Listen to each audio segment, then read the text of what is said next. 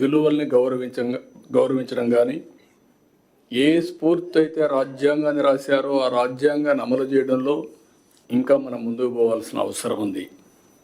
ఈరోజు ఇంకొక విషయంలో మీరు ఒకసారి ఆలోచిస్తే, ఆర్థిక సంస్కరణల వల్ల సంపద సృష్టిస్తూ ఉంది. సృష్టించిన సంపదను లాస్ట్ మైలు తీసుకుపోవడంలో ఇంకా కొన్ని సమస్యలు ఉన్నాయి.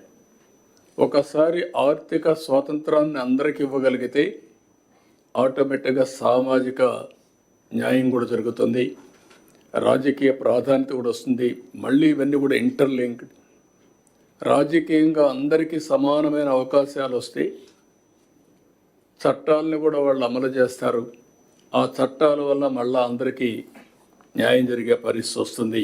ఇవన్నీ కూడా ఇంటర్లింక్డ్. 91లో ఆర్థిక సంస్కరణలు ప్రారంభించాం. ఈరోజు ఆర్థిక సంస్కరణల ఫలితాల వల్ల సంపద సృష్టించబడతా ఉంది.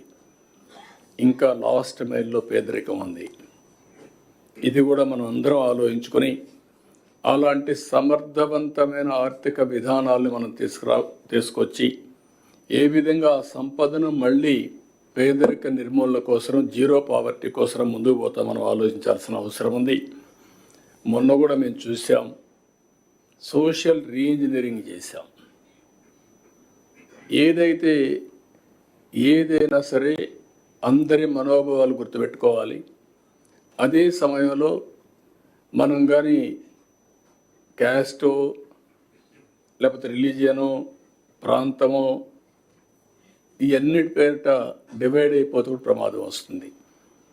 ఇవన్నీ కూడా సమతుల్యం పాటిస్తూ అందరినీ సమానంగా గౌరవిస్తేనే ఈ రాజ్యాంగ స్ఫూర్తిని కూడా మనం కాపాడినట్టు అవుతుంది. ఇప్పుడు భారతదేశంలో మనం ఇంకొక విషయం కూడా ఆలోచిస్తే, ఇటీవల కాలంలో టెక్నాలజీ మనకు ఒక 20 సంవత్సరాలుగా ఒక హ్యాండీగా వచ్చింది. నేను ఎప్పుడూ చెప్తా ఉంటాను, బ్రిటిష్ వాళ్ళు పోతూ ఇంగ్లీష్ వదిలిపెట్టిపోయారు. రెండోది, స్వతహాగా భారతీయులు మ్యాథమెటిక్స్లో చాలా స్ట్రాంగ్గా ఉన్నాం. ఈ రెండు డెడ్లీ కాంబినేషన్ ఇన్ఫర్మేషన్ టెక్నాలజీ. ఇప్పుడు ఇన్ఫర్మేషన్ టెక్నాలజీ ఆర్టిఫిషియల్ ఇంటెలిజెన్స్కి వెళ్ళిపోయింది. ఇంకా మెచ్యూరిటీ వస్తూ ఉంది. Deep technologies in all walks of life వచ్చే పరిస్థితి వచ్చింది. సంపద సృష్టించడం చాలా ఈజీగా తయారయ్యే పరిస్థితి వచ్చింది. అందులో భారతదేశానికి డెమోగ్రఫిక్ డివిడెంట్ ఒక అడ్వాంటేజ్గా వచ్చింది. ఈ 75 సంవత్సరాల ఏదైతే రాజ్యాంగ దినోత్సవాన్ని మనం జరుపుకుంటున్నామో ఆ రోజు మనం ఆలోచించుకోవాల్సింది, మనకు ఒక డెమోగ్రఫిక్ డివిడెంట్ ఒక అడ్వాంటేజ్ వచ్చింది. కొన్ని దేశాల్లో ఏజింగ్ ప్రాబ్లం క్యాచప్ అవుతుంది. ఒక పక్కన ఆ దేశాలు ఏజ్తో సఫర్ అయినప్పుడు మన దేశానికి ఉండే అడ్వాంటేజ్ వల్ల ఈరోజు ప్రపంచానికే మనం సేవలు అందించే పరిస్థితికి వచ్చాం. ఈ విషయం కూడా గుర్తుపెట్టుకోవాల్సిన అవసరం ఉంది. ఆఫ్లైన్, ఆన్లైన్ ఇవన్నీ కూడా.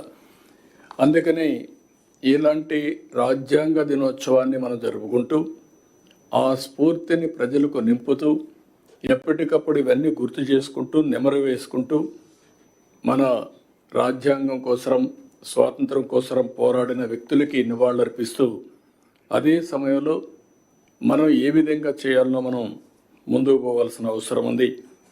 పోయిన 5 సంవత్సరాలు కూడా ఎందుకు చెప్తున్నానంటే, నేను మర్చిపోదాం అనుకుంటున్నాను కానీ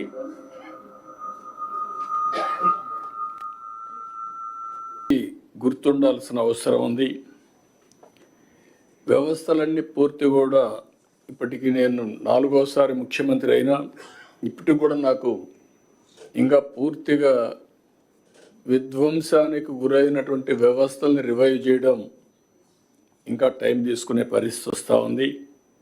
ఇంకొక పక్క ప్రజల హక్కుగా తెలుసుకునే ప్రభుత్వ నిర్ణయాలను కూడా రహస్యంగా దాచిపెట్టడం, జీవోలు ప్రజల కోసం ఆన్లైన్లో పెట్టే విధానానికి మంగళం పలకడం, అవన్నీ కూడా ఈరోజు మళ్ళీ ఆన్లైన్లో పెట్టే పరిస్థితికి వచ్చాం. ఇంకొక పక్కన 5 సంవత్సరాల జీవోలు కాకుండా ఇప్పుడు ఇచ్చే జీవోలన్నీ కూడా ఆన్లైన్లో పెట్టి ఒక పారదర్శకతకి పెద్దపీట వేసే విధంగా ముందుకు పోతున్నాం. ఇంకొక పక్కన నేను చాలాసార్లు 45 సంవత్సరాలుగా చూశాను, ఏ వ్యక్తి కూడా ప్రజాస్వామ్యాన్ని గౌరవించకుండా, ప్రజాస్వామ్య విలువల్ని హరించే విధంగా పనిచేస్తే ఎక్కువ సమయం లేకుంటే ఎక్కువ కాలం అನ್ನು కూడా సాధించలేరు. అవి నేను చూశాను. అదే సమయంలో ప్రజల్ని హింసించే శక్తులను కానీ వ్యక్తులను కానీ మనం ఉదాసీనతగా ముందుకు పోయినా దానివల్ల కూడా సమాజానికి చెడు జరుగుతుంది. ఇవన్నీ బ్యాలెన్స్ చేయాల్సిన అవసరం ఉంది. ఒకటే నేను మేమందరూ కూడా విజ్ఞప్తి చేస్తున్నా, ప్రజలందరికీ విజ్ఞప్తి చేస్తున్నా, ప్రజాస్వామ్యాన్ని విశ్వసిద్దాం, రాజ్యాంగాన్ని గౌరవిద్దాం, పూజిద్దాం. ఏ విధైతే ఎవ్వరు కూడా అహంకారంగా మనము లేకుండా అంబేద్కర్ గారు ఆ రోజు ఏదైతే చెప్పారో అలాంటి స్ఫూర్తిని గుర్తుపెట్టుకో ముందుకు పోవాల్సిన అవసరం ఉంది. అదే సమయంలో ఈరోజు ఏదైతే రాజ్యాంగంలో మనకి ఇచ్చినటువంటి హక్కుల్ని ఎక్కడికక్కడ మరొక్కసారి ప్రతి ఒక్కరు కూడా నెమరువేసుకోవడమే కాకుండా మీకు తెలిసినంత వరకు దీన్ని పాటిస్తూ 10 మందిని పాటించే విధంగా చైతన్యవంతులు చేయడం కూడా చాలా అవసరం. ఒక్కొక్కసారి తెలుసో తెలియకుండా బాధ్యత కూడా మిస్ అవుతూ ఉంటాం. కానీ రిమైండర్ అనేది కూడా, అందుకనే మీరు చూస్తే నేను రిలీజియన్ కూడా ఎందుకు తీసుకొచ్చానంటే, రిలీజియన్ అనేది ఒక నమ్మకం, రాజ్యాంగం అనేది యథార్థం. రాజ్యాంగంలో చేసే పనులు హక్కు వస్తుంది. నమ్మకంతో నేను హిందూయిజాన్ని ఆచరిస్తాను, ఆ వారసత్వాన్ని గౌరవిస్తాను, లెగసీ పాటిస్తాను, ఆ లెగసీ కింది వాళ్ళు కూడా అందజేస్తాం. కానీ ఏ కులమైనా, ఏ మతమైనా, ఏ ప్రాంతమైనా రాజ్యాంగాన్ని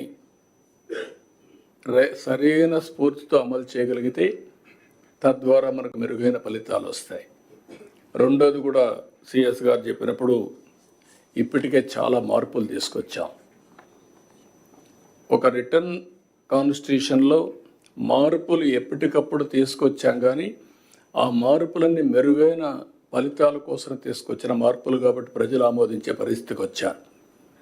ఆ ఫలితాలు కానీ దుర్వినియోగం చేసే ఫలితాలు తీసుకొచ్చే సాహసం చేసుంటే మళ్ళీ ఓటు హక్కు ద్వారా వాళ్ళని ఎక్కడికక్కడ నియంత్రణ చేసేవాళ్ళు. ఆ విషయం కూడా మనం గుర్తుపెట్టుకోవాల్సిన అవసరం ఉంది. అందుకని ఈరోజు మనం సమావేశానికి ఉండే మనందరం కొన్ని విజన్ 2047 తయారు చేశాం. ఎగ్జాక్ట్గా 100 ఇయర్స్ స్వాతంత్రం వచ్చిన రోజు అది. ఆ సంవత్సరానికి 100 సంవత్సరాల స్వాతంత్ర దినమున భారతదేశం ఎక్కడుండాలి, భారతీయులు ఎక్కడుండాలి, తెలుగువారు ఎక్కడుండాలి, ఆంధ్రప్రదేశ్ ఎక్కడుండాలో నిర్దిష్టమైన లక్ష్యాలు పెట్టుకొని మనం ముందుకు పోతున్నాం. ఇది అసాధ్యం కాదు. అందుకే నేను చాలా స్పష్టంగా అనేకసార్లు చెప్పాను, తెలుగు జాతి ప్రపంచం మొత్తం నెంబర్ 1గా ఉండడానికి అవకాశం ఉంది. యాజ్ ఆన్ టుడే అయితే జూయిష్ ఉన్నారు, వాళ్ళు ఉండేది 1 కోటి జనాభా. ఆంధ్రప్రదేశ్లో ఉండే తెలుగువారు, 2 రాష్ట్రాల్లో ఉండే తెలుగువారు చూస్తే 10 కోట్లు ఉన్నారు. కాబట్టి ప్రపంచంలోనే అగ్రజాతిగా తెలుగు జాతి ఉంటున్నది నా ప్రగాఢమైన విశ్వాసం, నమ్మకం. ఇది జరుగుతుంది, దీంట్లో అనుమానం లేదు. అదే సమయంలో ఆంధ్రప్రదేశ్ రాష్ట్రం కూడా భారతదేశంలో నెంబర్ 1 ఎకానమీగా ఉండాలని, పర్ క్యాపిటల్ ఇన్కంలో నెంబర్ 1 ఉండాలని, ఇది కూడా 100% అవకాశం ఉంది. అది చేయాలంటే రాజ్యాంగ స్ఫూర్తితో మనందరం కానీ ఆలోచిస్తే